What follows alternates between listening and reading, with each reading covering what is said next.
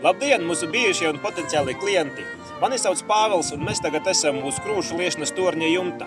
Pēdējo gadu garumā tas arvien populārāks kļūst, bet par mums rakstot dažādās avīzēs un žurnālos reizēm pieļauj kļūdas, ir īpaši Daugavpils Krūšu Liešnas torņa augstu. Cik tad tas ir augsts? Ir 37 metri, ir 30, 32, 34. Tad kur tad ir precīzs cipariņš? Tuliņ jūsu acu priekšā mēs to pārbaudīsim. Mēs, darbinieki, to zinām, bet lai liktu jau punktu šajā jautājumā, tuliņ būs eksperiments. Te ir 1 metrs, mums palīdzēs āmurs un šī gara virve. Sāksim, cik tad ir augsts Krūšu Liešnas tornis. Aiziet!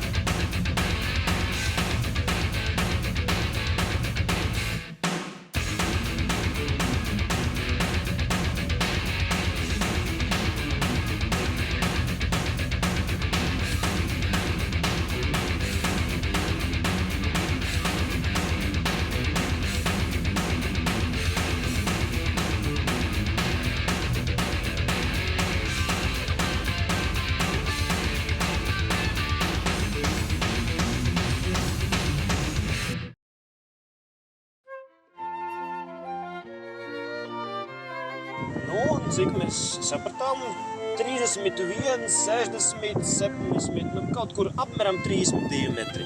Lūk tā, tāpēc nekādi tur 30 vai 34 vai 37 nav apaļojumi un ir 32 metri. Lūk, paldies! Ceru, ka tagad visiem viss ir skaidrs.